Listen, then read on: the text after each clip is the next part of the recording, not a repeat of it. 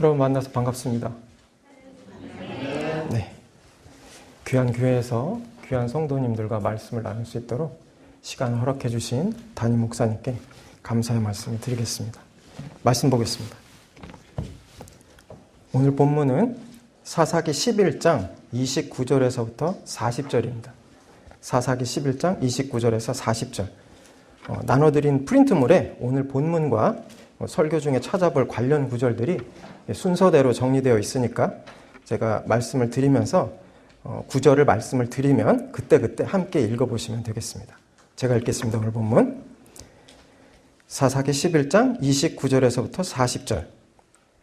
이에 여호와의 영이 입다에게 임하시니 입다가 길르앗과 므낫세를 지나서 길르앗의 미스베에 이르고 길르앗의 미스베에서부터 암몬 자손에게로 나아갈 때에 그가 여호와께 서원하여 이르되 주께서 과연 암몬 자손을 내 손에 넘겨주시면 내가 암몬 자손에게서 평안히 돌아올 때에 누구든지 내 집 문에서 나와서 나를 영접하는 그는 여호와께 돌릴 것이니 내가 그를 번제물로 드리겠나이다 하더라. 이에 입다가 암몬 자손에게 이르러 그들과 싸우더니 여호와께서 그들을 그의 손에 넘겨주심에 아로엘에서부터 민닛에 이르기까지 20성읍을 치고 또 아벨 그라밈까지 매우 크게 무찌르니 이에 암몬 자손이 이스라엘 자손 앞에 항복하였더라. 입다가 미스바에 있는 자기 집에 이를 때에 그의 딸이 소고를 잡고 춤추며 나와서 영접하니 이는 그의 무남 동료라. 입다가 이를 보고 자기 옷을 찢으며 이르되 어찌할꼬 내 딸이여 너는 나를 괴롭게 하는 자 중에 하나로다. 내가 여호와를 향하여 입을 열었으니 어찌 돌이키지 못하리로다 하니 그에게 이르되 나의 아버지여 아버지께서 여호와를 향하여 입을 여셨으니 아버지의 입에서 낸 말씀대로 내게 행하소서. 이는 여호와께서 아버지를 위하여 아버지의 대적 암몬 자손에게 원수를 갚으셨음이니이다 하디나. 또 그의 아버지에게 이르되 이 일만 내게 허락하사 나를 2달만 버려두소서. 내가 내 여자친구들과 산에 가서 나의 처녀로 죽음을 인하여 애곡하겠나이다 하니 그가 이르되 가라 하고 2달을 기한하고 그를 보내니 그가 그 여자친구들과 가서 산 위에서 처녀로 죽음을 인하여 애곡하고 2달 만에 그의 아버지에게로 돌아온지라. 그는 자기가 서원한 대로 딸에게 행하니 딸이 남자를 알지 못하였더라. 이것이 이스라엘의 관습이 되어 이스라엘의 딸들이 해마다 가서 길르앗 사람 입다의 딸을 위하여 나글씩 애곡하더라. 아멘. 오늘 말씀은 이 3가지 질문을 드리는 것으로 시작을 해보려고 합니다. 제가 질문을 드리면 여러분들은 마음속으로만 대답을 하시면 되겠어요. 여러분들 하나님을 믿으십니까? 마음속으로 대답하시면 돼요. 네. 아마 여기 계신 모든 분들이 지금 대답하신 것처럼 다 그렇다고 대답을 하셨을 거예요. 계속해서 또 하나의 질문을 드려볼게요. 여러분들이 하나님을 믿고 계시다고 할 때 그 믿음은 여러분들이 믿기로 결정해서 믿으신 믿음일까요? 아니면 하나님께서 주신 믿음일까요? 네. 담임 목사님으로부터 잘 배우셨을 것이기 때문에 이 질문에 대해서도 아마 거의 모든 분들이 하나님께서 주신 믿음이라고 대답을 하셨을 거예요. 그럼 이제 마지막으로 3번째 질문을 드려볼게요. 여러분들이 대답하신 것처럼 여러분들이 믿고 있다고 하는 그 믿음이 하나님께로부터 온 것이 맞다면 그것을 무엇으로 증명하실 수 있을까요? 다시 말하면 내 믿음은 이러이러하기 때문에 하나님께서 주신 믿음이 분명하다라고 제시할 수 있는 증거가 무엇이냐 하는 거예요. 잠깐 생각해 보세요. 내가 하나님을 믿고 있고 그 믿음을 하나님께서 주신 것이라고 고백하고 있다면 내 믿음이 하나님께서 주신 믿음이라는 것을 증명할 수 있는 무엇인가가 있어야 하는데 그것이 무엇인가를 생각해 보시라는 거예요. 여러 가지 생각이 드시면서 아마 머릿속이 복잡해지실 거예요. 그런데 아마도 뭐라고 대답을 해야 할지를 잘 모르겠다고 생각하신 분들이 많으실 거예요. 그렇죠? 제가 이 질문을 드린 이유는 우리가 믿고 있다고 하는 그 믿음이 하나님께서 주신 믿음이 분명하다면 세상의 다른 종교를 믿고 있는 사람들이 믿고 있다고 하는 믿음들과 명확하게 구별되는 어떠한 차이가 나타나야 함에도 불구하고 하나님을 믿는다고 하는 믿음이나 세상의 다른 종교를 믿는다고 하는 믿음 사이에 있어서 그 믿음의 대상이 하나님인가 아니면 다른 우상들인가 하는 확연한 차이를 제외하고는 그 믿음의 형태에 있어서는 그다지 차이가 없기 때문에, 즉 하나님을 믿는다고 할 때나 세상의 다른 종교를 믿는다고 할 때나 두 경우 모두 믿는다면 이러이러한 가르침들을 지켜야 하고 이러이러한 가르침들을 실천해야 하고 또한 그렇게 가르침들을 잘 지키고 실천하면 그 결과로 이러이러한 것들을 받게 될 것이다 라는 종교적인 형태와 구조는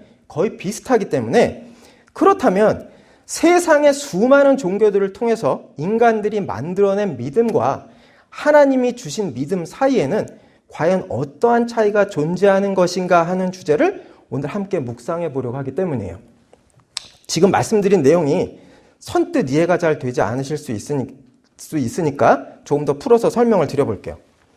많은 그리스도인들이 매주 설교를 통해서 그리스도인이라면 성경에 기록된 말씀을 교훈으로 삼아서 삶의 다양한 상황들 가운데 이러이러한 것들을 실천해야 하고 교회 생활에서는 이러이러하게 봉사, 충성, 헌신해야 하고 하나님께서는 그렇게 말씀을 따라서 신실하게 사는 백성들의 삶에 복을 내려주셔서 형통하게 하신다라는 맥락의 설교에 익숙해져 있어요.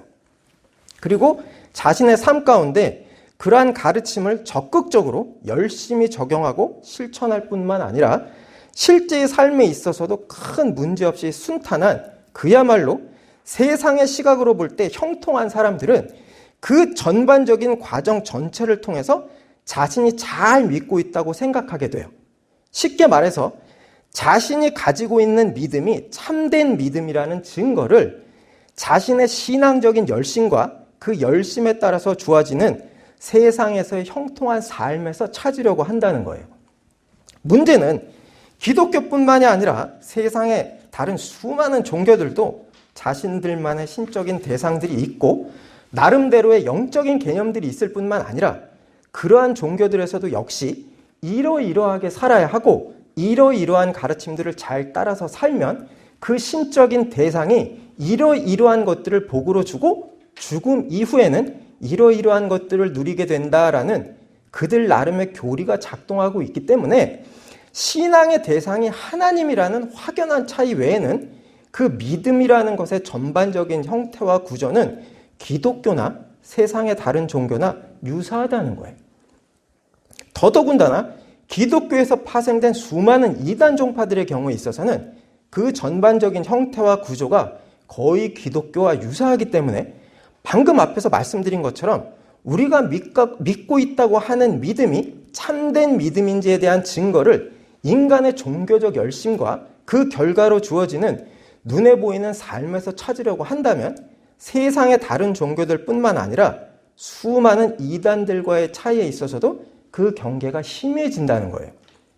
그렇기 때문에 우리가 믿고 있다고 하는 그 믿음이 하나님께서 주신 믿음인지를 확인하기 위한 가장 분명한 방법은 우리가 믿고 있다고 하는 그 믿음에서 세상의 다른 종교들과 이단들에서는 찾아볼 수 없는, 즉 인간이 만들어낸 종교와 믿음에서는 결코 나타날 수 없는 그 어떠한 것들이 나타나는가를 확인해 보는 것이라고 할 수가 있을 거예요. 이러한 맥락에서 저는 저에게 허락된 4주를 통해서 우리가 하나님을 믿고 있다고 하는 그 믿음이 과연 하나님께서 주신 참된 믿음인지를 확인해 볼 수 있는 증거는 눈에 보이는 어떠한 종교적인 행위나 삶의 형편에서 찾아지는 것이 아니라 성도 각 사람의 내면에서 일어나는 어떠한 상태에서 확인되어지는 것이다 라는 관점에서 접근을 해보려고 해요. 다시 말하면 하나님을 믿는다는 것을 하나님을 믿으면 이러이러한 실천과 열매들이 나타나야 한다라는 측면에서가 아니라 하나님을 믿는다고 하는 것은 성도의 전 인격이 이러이러한 상태에 놓여지게 되는 것이다 라는 측면에서 접근을 해보겠다는 거예요.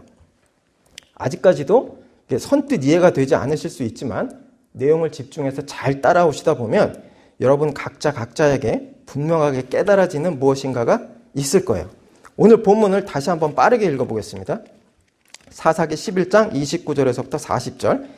이에 여호와의 영이 입다에게 임하시니 입다가 길르앗과 므낫세를 지나서 길르앗의 미스베에 이르고 길르앗의 미스베에서부터 암몬 자손에게로 나아갈 때 그가 여호와께 서원하여 이르되 주께서 과연 암몬 자손을 내 손에 넘겨주시면 내가 암몬 자손에게서 평안히 돌아올 때 누구든지 내 집 문에서 나와서 나를 영접하는 그는 여호와께 돌릴 것이니 내가 그를 번제물로 드리겠나이다 하더라. 이에 입다가 암몬 자손에게 이르러 그들과 싸우더니 여호와께서 그들을 그의 손에 넘겨주심에 아로엘에서부터 민닛에 이르기까지 20성읍을 치고 또 아벨 그라민까지 매우 크게 무찌르니 이에 암몬 자손이 이스라엘 자손 앞에 항복하였더라.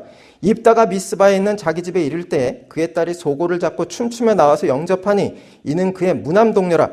입다가 이를 보고 자기 옷을 찢으며 이르되 어찌할꼬 내 딸이여 너는 나를 괴롭게 하는 자 중에 하나로다. 내가 여호와를 향하여 입을 열었으니 능히 돌이키지 못하리로다 하니 딸이 그에게 이르되 나의 아버지여 아버지께서 여호와를 향하여 입을 여셨으니 아버지의 입에서 낸 말씀대로 내게 행하소서. 이는 여호와께서 아버지를 위하여 아버지의 대적 암몬 자손에게 원수를 갚으셨음이니이다 하니라. 또 그의 아버지에게 이르되 이 일만 내게 허락하사 나를 2달만 버려두소서. 내가 내 여자친구들과 산에 가서 나의 처녀로 죽음을 인하여 애곡하겠나이다 하니 그가 이르되 가라 하고 2달을 기한하고 그를 보내니 그가 그 여자친구들과 가서 산 위에서 처녀로 죽음을 인하여 애곡하고 2달 만에 그의 아버지에게로 돌아온지라. 그는 자기가 서운한 대로 딸에게 행하니 딸이 남자를 알지 못하였더라. 이것이 이스라엘의 관습이 되어 이스라엘의 딸들이 해마다 가서 길르앗 사람 입다의 딸을 위하여 나흘씩 애곡하더라. 사사 중에 한 사람이었던 입다와 그의 외동딸에 관한 사건을 기록한 부분이에요. 본문에 기록된 것처럼 입다가 암몬 족속과의 전투를 앞두고 하나님께 서원하면서 전투에서 승리할 수 있도록 해주시면 자신이 돌아올 때 자신의 식소들 가운데 가장 먼저 나오는 사람을 제물로 바치겠다는 서원을 했고 그 결과로 결국은 자신의 딸을 제물로 바치게 되었던 비극적인 사건을 묘사하고 있어요. 신앙생활을 오래 하신 분들은 잘 알고 계시는 내용일 거예요. 보통 교회에서 이 부분에 대한 설교를 듣다 보면 하나님보다 앞서가지 말아라, 경솔하게 행동하지 말아라, 함부로 기도하지 말아라 같은 내용으로 전개되는 경우가 많은데 오늘은 그러한 일반적인 관점이 아니라 조금 무겁고도 깊은 묵상을 요구하는 관점에서 접근을 해보려고 해요. 일단 이 입다의 사건을 바르게 이해하기 위해서는 우선 2가지 사실을 확인하고 갈 필요가 있는데 우선 한 가지는 하나님께서는 사람을 제물로 바치는 일을 가증하게 여기시기 때문에 레위기와 신명기 여러 곳에 기록된 것처럼 이방인들이 행하는 인신제사를 절대로 행하지 않도록 율법으로 금지해 놓으셨다는 사실이에요. 고대 근동지역에서는 종교적 명분으로 인신제사라는 극악한 행위들이 자행되고 있었는데 하나님께서는 이스라엘 백성들에게 그러한 이방 족속들의 행위를 따라하지 않도록 율법으로 철저하게 규정해 놓으셨던 거예요. 그 또 한 가지는 만약 누군가가 하나님께 서원한 일이 있다고 하더라도 그 서원을 취소하기를 원할 경우에는 율법에서 정한 방법과 율법에서 정한 대가를 지불하면 그 서원을 취소할 수 있도록 민수기와 레위기를 통해서 자세하게 규정을 해 놓으셨다는 거예요. 다시 말하면 누군가가 계획적이든 충동적이든 하나님께 어떠한 서원을 하였다면 그 서원은 엄격하고 구속력이 있게 지켜졌어야 했지만 그럼에도 불구하고 상황의 변화와 인간의 연약함으로 인해서 그 서원을 지키지 못하게 될 상황에 맞닥뜨리게 되었다면 하나님께서는 그 서원을 물을 수 있도록 허용해 주셨다는 거예요. 이 2가지 사실을 전제로 놓고 볼 때 입다의 서원은 처음부터 해서는 안 되는 충동적이고도 잘못된 서원이었을 뿐만 아니라 설령 잘못된 서원을 했더라도 그 이후에 자신의 경솔함을 깨닫게 되었다면 그에 대한 합당한 대가를 지불하고 그 서원을 취소할 수도 있었다는 말이 되는 거예요. 하지만 입다는 서원을 취소하는 길을 택하지 않고 끝까지 그 서원을 고수했고 결국 사랑하는 딸을 죽음에 이르도록 했던 거예요. 여기까지가 입다의 서원과 관련된 기본적인 사실관계를 설명드린 거예요. 지금부터는 기존의 접근 방식과는 그 관점 자체가 전혀 다른 방식으로 이 사건에 접근을 해보려고 해요. 방금 말씀드린 것처럼 입다의 서원은 처음부터 잘못된 것이었을 뿐만 아니라 자신이 경솔했다는 것을 인지했을 때 기록된 율법에 자신의 서원을 물을 수 있는 어떠한 방법이 있는가를 확인해 본다든지 아니면 자신의 경솔한 서원을 물을 수 있도록 하나님께 간구해 본다든지 하는 그 어떠한 일체의 시도를 하지 않고 입다는 끝까지 그 서원을 고수했어요. 그런데 주목해야 하는 것은 입다의 이러한 행위와 가정 그 자체보다 그러한 입다를 대하시는 하나님의 태도예요. 하나님은 입다가 이러한 행위와 과정들을 진행시켜 나가는 동안 철저하게 침묵하셨다는 거예요. 무슨 말인가 하면 입다가 하나님께서 금하신 인신제사를 서원할 때도 침묵하셨고 자신의 경솔함을 인지하고 괴로워하면서도 끝까지 그 서원을 고수하려고 할 때도 그에게 그 서원을 물을 수 있다고 말씀해 주시거나 혹은 누군가를 보내셔서 율법을 따라 그 서원을 물을 수도 있다는 사실을 고지해 주시지도 않으셨다는 거예요. 다시 말하면 입다의 비극적인 상황에 대해서 완전하게 침묵하셨다는 거예요.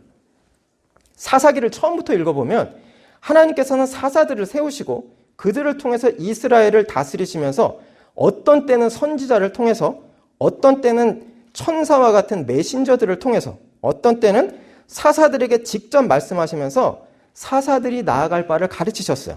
즉 사사들이 각각의 상황에서 무엇을 해야 할지를 결정해야 하는 중요한 사안마다 중요한 순간순간마다 사사들이 나아갈 방향을 직간접적으로 이끌어 가셨다는 말이에요. 이 말은 방금 앞에서 말씀드린 것처럼 입다가 잘못된 서원을 했을 때나 자신의 경솔함을 인지하고 괴로워할 때 그리고 잘못된 서원을 끝까지 고수하려고 할 때 선지자를 통해서든 천사를 통해서든 혹은 직접적으로라도 그 상황에 개입하셔서 그 상황을 만류하시거나 그 상황을 해결해 주실 수도 있으셨음에도 불구하고 그렇게 하지 않으셨다는 것을 의미해요. 하나님이 결코 원하시지도 않는 서원이었고 율법을 따라서 취소할 수 있는 길을 열어주실 수도 있으셨음에도 불구하고 하나님은 이 사건에서 철저하게 침묵하셨다는 거예요.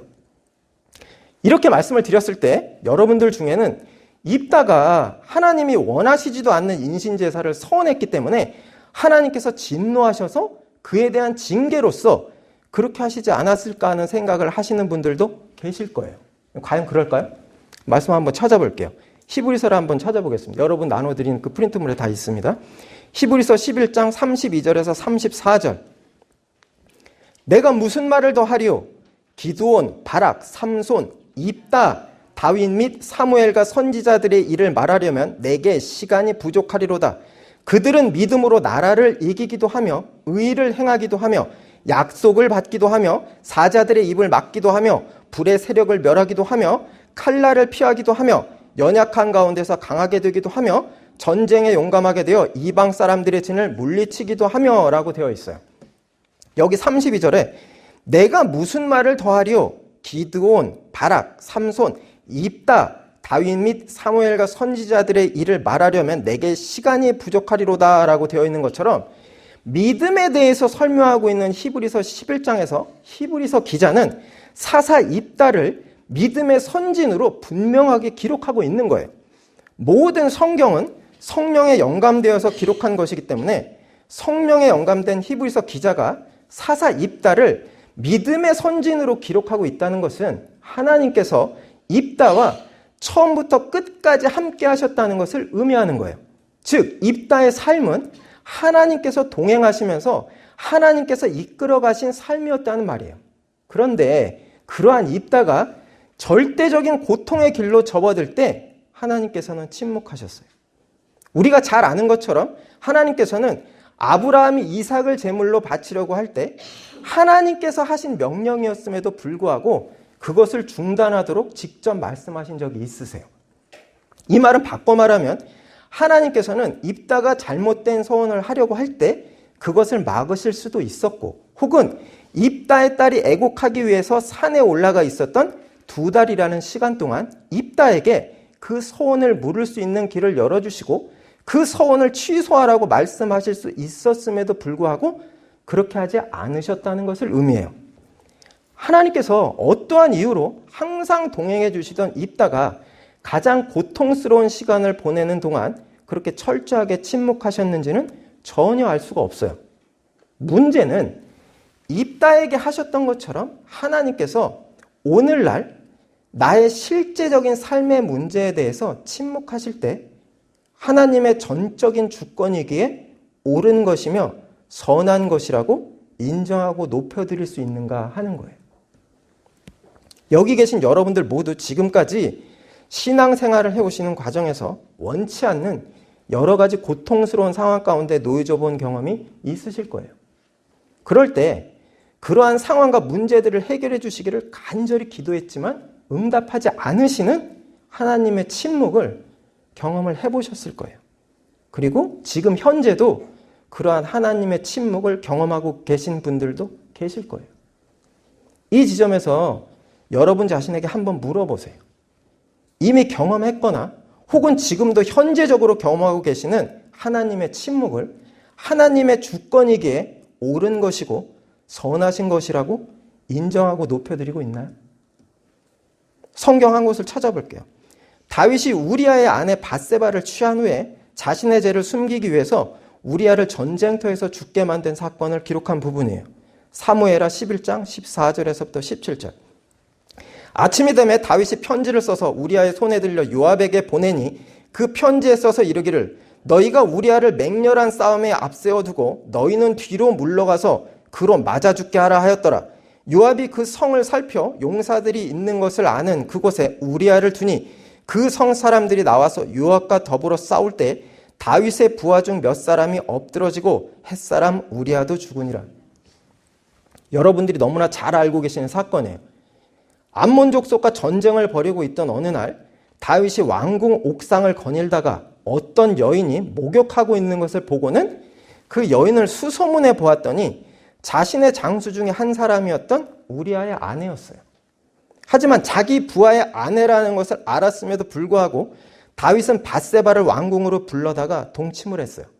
11장 4절에 보면 다윗이 전령을 보내어 그 여자를 자기에게로 데려오게 하고 그 여자가 그 부정함을 깨끗하게 하였으므로 더불어 동침하며 그 여자가 자기 집으로 돌아가니라 라고 되어 있는데 이 구절이 어떤 의미인가 하면 레위기에 규정된 율법에 보면 매달 돌아오는 여인의 월경기와 관련해서 몸을 씻는 정결례를 행하도록 되어 있는데 다윗은 밧세바가 목욕을 하는 것을 보고는 그녀가 월경에 의한 정결례를 행하고 있다는 것을 알아차렸고 그 기간에는 임신이 되지 않는다는 것을 알고 있는 다윗은 자신이 밧세바와 동침을 하더라도 임신이 되지 않을 것이라고 판단을 하고 밧세바를 취했다는 것을 의미하는 거예요.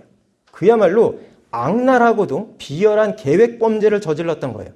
그런데 다윗의 계획과는 다르게 밧세바가 임신을 했고 다윗은 자신의 범죄를 숨기기 위해서 전장에 나가 있던 우리아를 소환해서 밧세바와 동침을 하도록 하면 자신의 범죄가 덮여질 것이라고 생각을 하고 우리아를 불러들였지만 우리아는 하나님의 거룩한 전쟁 중에 자신의 즐거움을 도모하지 않겠다는 신념으로 자신의 집으로 가지 않았어요. 결국 다윗은 모든 상황이 자신의 계획대로 되지 않자 방금 앞에서 읽은 것처럼 우리아를 전투의 선봉에 세워서 죽음에 이르도록 했어요.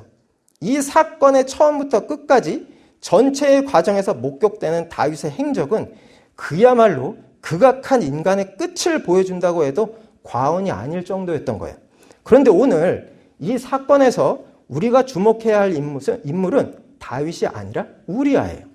우리아는 가나안 족속 중에 하나였던 헷 족속 사람이었기 때문에 혈통적으로는 이방인이었지만 우리아후라는 히브리어 이름의 의미가 여호와는 나의 빛이다라는 의미를 가지고 있는 것을 볼 때 자신 혹은 부모의 세대에 유대교로 개종한 인물이라는 것을 알 수가 있어요. 이 우리아는 사무엘하 39장과 역대상 11장에 두 번이나 다윗의 용사로 기록될 정도로 용맹하고 충성스러운 사람이었어요.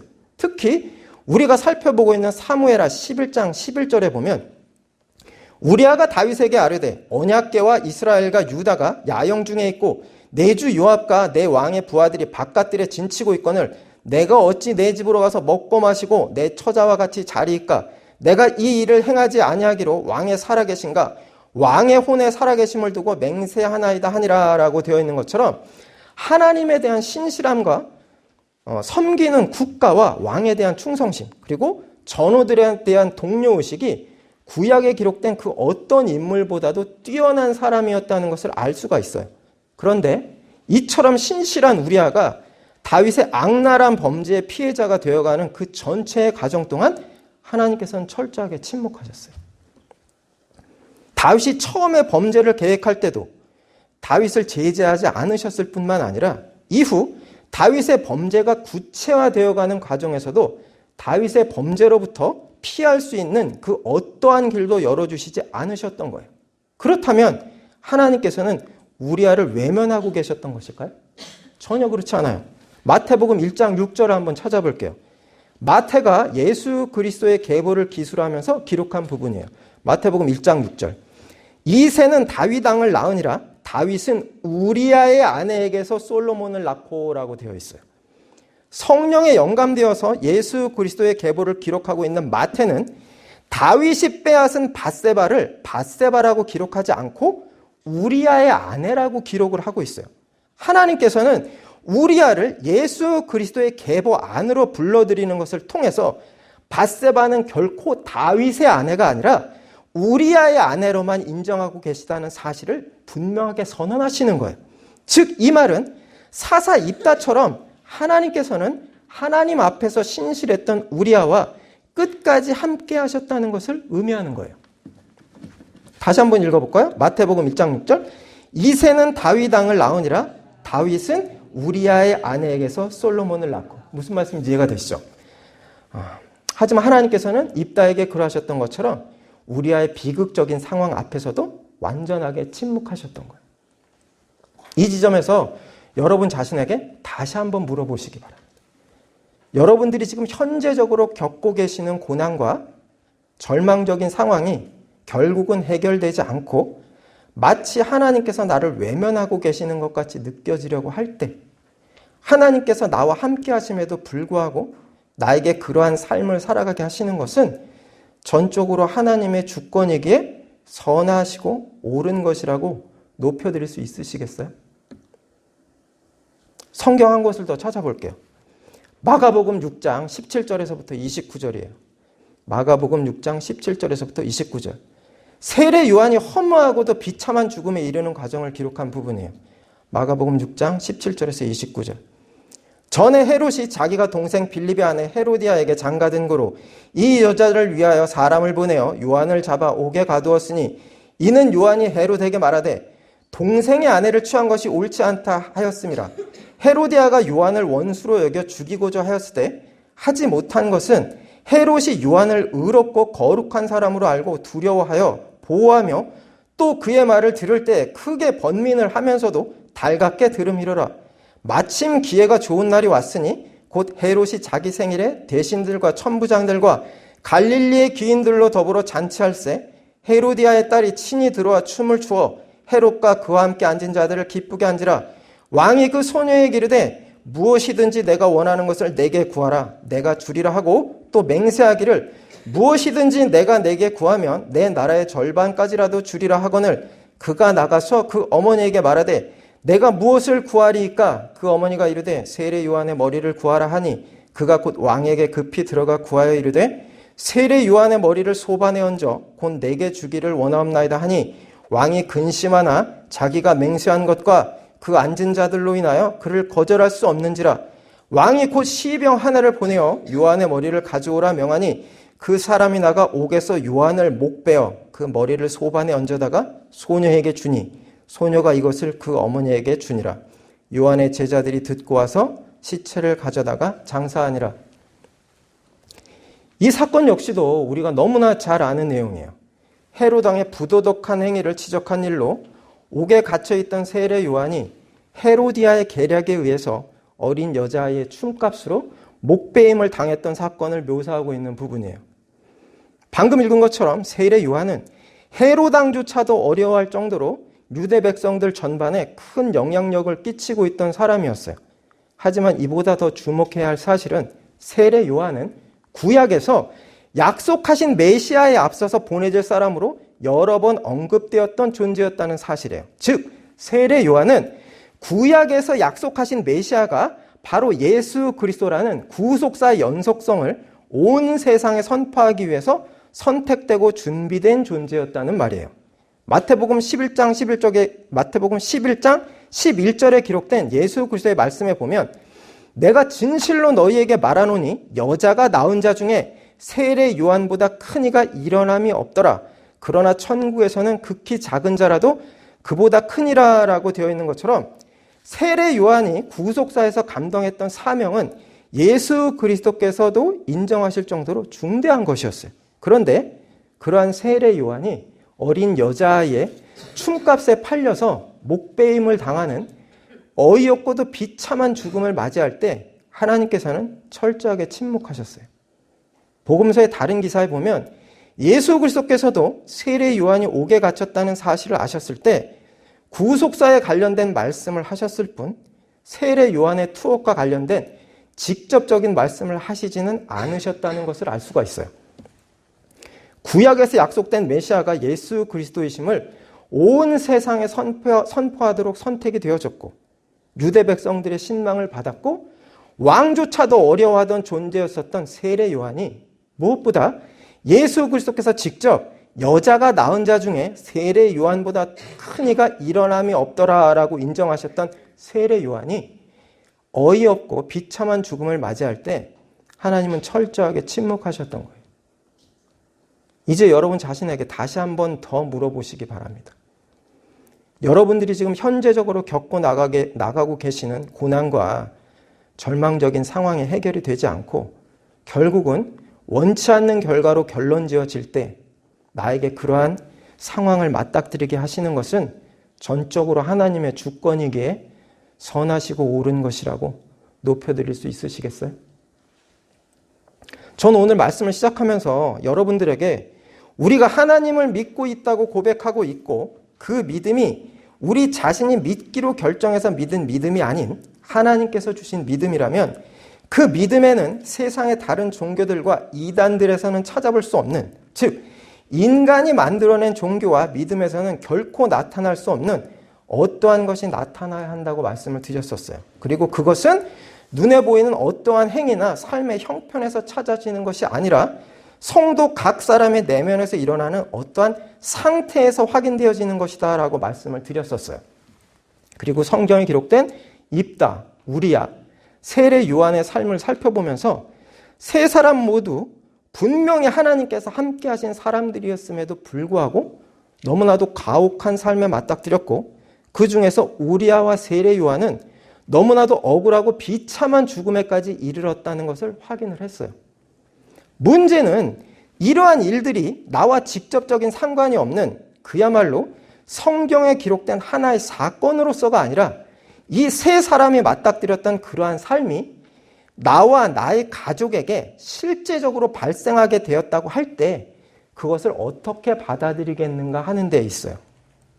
하나님을 열심히 믿으면서 평범한 일상의 삶을 살아가고 있던 나와 나의 가족들이 어느 때로부터 전혀 예상하지 못했었던 어떤 상황으로 내몰리게 되고 하나님의 도우심을 간절하게 요청했음에도 불구하고 결국은 그 상황이 해결되지 않고 결코 원치 않았던 결과로 떠밀리게 되었을 때 하나님은 선하시니 나와 내 가족들이 맞닥뜨린 그 삶의 상황도 하나님의 선하신 계획 가운데 발생한 것이기에 선한 것이라고 고백할 수 있겠는가 하는 거예요. 바로 이 지점이 인간이 만들어낸 믿음과 하나님께서 주신 믿음이 확연하게 구분되는 지점인 거예요. 인간이 만들어낸 믿음은 그러한 절망적인 상황에서 우리를 결코 그러한 고백이 드려질 수 있는 심령의 상태로 이끌어가지 못해요. 물론 하나님께서 주신 참된 믿음을 소유했다고 하더라도 그러한 절망적인 상황에 맞닥뜨리게 되면 낙심하기도 하고 좌절하기도 하고 때로는 하나님을 원망하기도 하지만 결국은 그러한 것들을 넘어서서 하나님의 주권을 인정하는 자리로 나아가게 되는 거예요. 하지만 인간이 만들어낸 믿음은 그러한 과정을 거치면서 체념과 운명론으로 향하게 돼요. 세상적인 표현을 빌리자면 그야말로 어쩔 수 없는 팔자라고 인식을 한다는 거예요. 이렇게 설명을 드렸을 때 여러분들 중에는 이러한 의문이 드실 수 있을 거예요. 아니, 어차피 내 의지와 상관없이 겪게 되는 상황들을 받아들여야 하는 것은 똑같은데 그 둘 사이에 무슨 차이가 있는가 하는 의문이에요. 하지만 이 둘 사이에는 분명한 차이가 있어요. 한쪽은 끊임없는 미련과 회한 가운데 살아가도록 하지만 한쪽은 그것을 거쳤기에 살아가게 하시는 삶의 방향을 받아들인다는 거예요.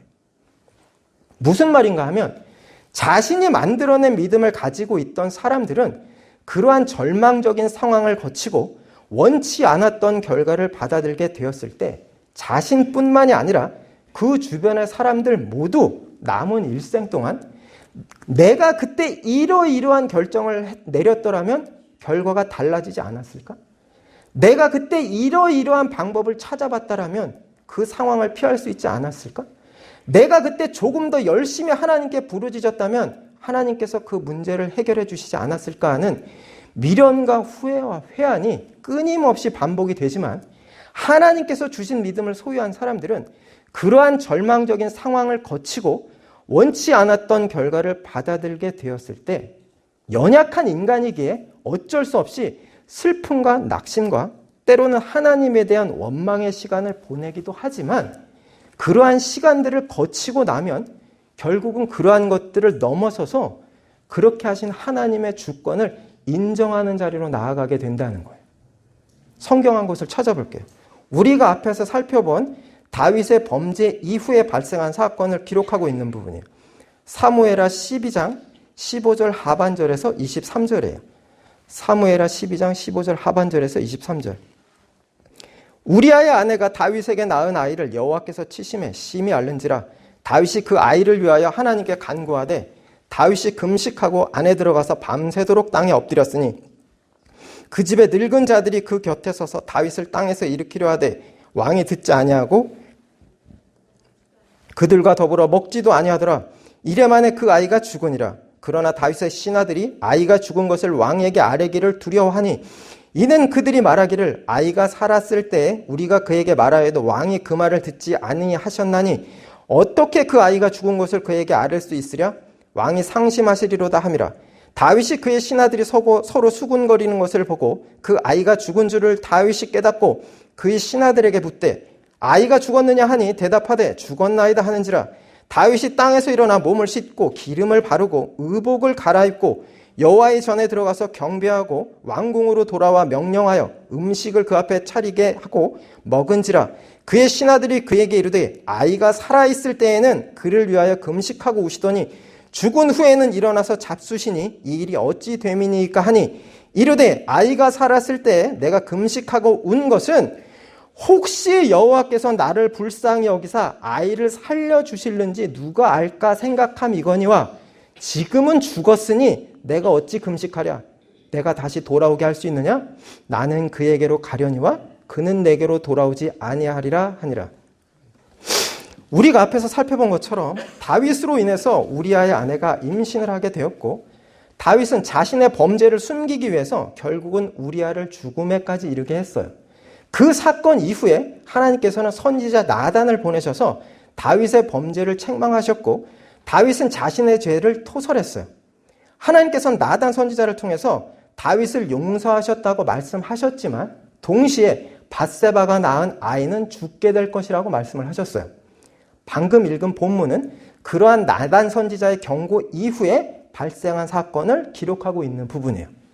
15절에서 16절에 우리아의 아내가 다윗에게 낳은 아이를 여호와께서 치심에 심히 앓는지라 다윗이 그 아이를 위하여 하나님께 간구하되 다윗이 금식하고 안에 들어가서 밤새도록 땅에 엎드렸으니 라고 기록된 것처럼 다윗은 하나님께서 자신의 아이를 살려주시기를 간구했어요. 하지만 하나님께서는 다윗의 기도를 수용하지 않으셨고 결국 아이는 죽게 되었어요. 주목해야 할 것은 이러한 아이의 죽음을 직면한 다윗의 반응이에요. 20절에서 23절을 다시 보면 다윗이 땅에서 일어나 몸을 씻고 기름을 바르고 의복을 갈아입고 여호와의 전에 들어가서 경배하고 왕궁으로 돌아와 명령하여 음식을 그 앞에 차리게 하고 먹은지라. 그의 신하들이 그에게 이르되 아이가 살아있을 때에는 그를 위하여 금식하고 우시더니 죽은 후에는 일어나서 잡수시니 이 일이 어찌 됨이니까 하니 이르되 아이가 살았을 때에 내가 금식하고 운 것은 혹시 여호와께서 나를 불쌍히 여기사 아이를 살려주실는지 누가 알까 생각함이거니와 지금은 죽었으니 내가 어찌 금식하랴. 내가 다시 돌아오게 할 수 있느냐? 나는 그에게로 가려니와 그는 내게로 돌아오지 아니하리라 하니라 라고 되어 있는 것처럼 다윗은 아이의 죽음을 확인하자 즉시 자신을 정비하고 하나님께 경배한 후에 음식을 먹었어요. 신하들이 그 이유를 묻자 간결하면서도 놀라운 답변을 해요. 아이의 죽음을 통해서 자신의 간구를 들어주시지 않는 것이 하나님의 뜻이라는 것을 알았으니 그것을 받아들이겠다는 분명한 답변이었어요. 여기서 잠깐 여러분들이 오해하지 마셔야 할 것은 제가 지금 말씀드리려고 하는 초점은 우리의 삶 가운데 발생하는 고난과 고통이 방금 읽은 이 다윗의 사건처럼 우리의 어떠한 잘못과 과오에 대한 심판이나 징계로 주어지는 것이라는 말씀을 드리려고 하는 것이 전혀 아니라 하나님의 어떠한 계획과 섭리 가운데 발생한 일인지는 알 수 없지만 이미 과거에 그리고 현재적으로 그리고 장래 어느 때에 저와 여러분들이 겪었고 겪어나가고 있고 겪게 될 하나님의 침묵을 과연 어떻게 이해하고 받아들여야 하는가에 있다는 거예요. 물론 오해 없이 잘 이해하고 있으리라고 생각을 하지만 혹시라도 그런 오해가 발생하시지 않도록 확인하고 갈 필요가 있어서 드리는 말씀이에요. 다시 돌아와서 다윗의 이러한 태도는 하나님께서 주신 믿음이란 과연 어떠한 것인지를 살펴보고 있는 우리들에게 대단히 중요한 관점을 제시해주고 있어요. 우리아와 그의 아내에게 그야말로 극악한 범죄를 저지른 다윗이었지만 그는 분명히 하나님께서 선택하신 사람이었고 이 말은 곧 다윗은 분명히 하나님께서 주신 믿음을 소유한 사람이었다는 것을 의미해요. 역설적이게도 다윗은 하나님께서 선택하셔서 구원하신 사람들도 여전히 죄의 문제를 해결하지 못하고 있다는 것을 극단적으로 보여주었을 뿐만 아니라 그럼에도 불구하고 하나님께서 주신 믿음이 과연 어떠한 것인지를 동시에 보여주고 있는 대표적인 인물이었던 거예요. 22절에서 23절을 한 번 더 읽어볼게요. 이르되 아이가 살았을 때에 내가 금식하고 운 것은 혹시 여호와께서 나를 불쌍히 여기사 아이를 살려주실는지 누가 알까 생각함이거니와 지금은 죽었으니 내가 어찌 금식하랴. 내가 다시 돌아오게 할 수 있느냐? 나는 그에게로 가려니와 그는 내게로 돌아오지 아니하리라 하니라. 다윗은 자신의 간구와는 다르게 아이를 살려주시지 않는 것이 하나님의 분명한 의지라는 사실을 직면했을 때 그러한 하나님의 의지를 인정했어요. 자신의 간구에 대한 하나님의 완전한 침묵을 하나님의 주권으로 인정했다는 말이에요. 그리고 바로 이어지는 24절에서 25절에 보면 다윗이 그의 아내 밧세바를 위로하고 그에게 들어가 그와 동침하였더니 그가 아들을 낳음에 그의 이름을 솔로몬이라 하니라. 여호와께서 그를 사랑하사 선지자 나단을 보내 그의 이름을 여디디아라 하시니 이는 여호와께서 사랑하셨기 때문이더라 라고 되어 있는 것처럼 하나님께서는 다윗과 밧세바 사이에 다시 아들을 주셨는데 그 아들이 바로 솔로몬이에요. 그리고 그 솔로몬을 사랑하셨어요. 이 말은 바꿔 말하면 솔로몬의 아비인 다윗을 변함없이 사랑하셨다는 것을 의미해요. 그리고 궁극적으로 자신이 범죄하였음에도 불구하고 하나님께서 자신을 변함없이 사랑하신다는 사실을 믿고 있었던 다윗은 하나님의 철저한 침묵을 하나님의 주권으로 인정하고 높여드렸던 거예요. 말씀을 정리할게요. 입다 우리아와 세례 요한처럼 하나님께서 택하시고 사랑하시는 성도들이라고 하더라도 그 삶이 원치 않는 상황으로 떠밀려 갈 수가 있어요. 그리고 오늘날의 우리도 동일하게 그러한 상황으로 떠밀려 가기도 해요. 하나님께서 택하시고 사랑하시는 성도들을 어떠한 이유로 그러한 상황에 맞닥뜨리게 하시는지를, 또한 어떠한 이유로 도우심을 간구하는 성도들의 부르짖음에 대해서 완전히 침묵해 버리시는지를 인간의 지혜로는 도무지 알 수가 없어요. 하지만 다윗이 보인 모습에서 목격되는 것처럼 하나님께서 주신 믿음은 원치 않는 상황과 하나님의 침묵을 맞닥뜨렸을 때 절망과 낙심과 원망으로 빠져들어가도록 내버려두지 않고 결국 그러한 상황을 통해서 하나님의 주권을 인정하는 자리로 나아가도록 성도들을 일으켜 세워요. 그리고 하나님께서는 그러한 믿음을 소유한 성도들을 통해서 하나님의 구속사를 중단 없이 진행해 나가세요. 마지막으로 여러분들이 스스로 묵상하셔야 할 질문을 드리면서 말씀을 마치려고 해요. 여러분들이 하나님을 믿으신다고 하는 그 믿음이 하나님께서 주신 믿음인지를 스스로 확인하시기 원하신다면 여러분들이 고난과 고통의 시간을 보내고 있을 때 철저하게 침묵하시는 하나님의 섭리 앞에서 여러분들의 심령 안에 내가 맞닥뜨린 모든 상황과 과정과 결과들이 하나님의 공의로우신 주권 가운데 진행되는 것이기에 선한 것입니다라는 고백이 만들어지는지를 묵상해 보시기를 바라요. 그러한 고백은 인간이 만들어낸 믿음으로는 결코 만들어낼 수 없는 고백이기 때문이에요. 바라기는 저와 여러분들 모두에게 그러한 믿음의 고백이 흘러나오기를 소망하면서 오늘 나눈 말씀에 대해서 깊은 묵상이 있으시기를 기대하겠습니다. 잠시 기도하겠습니다.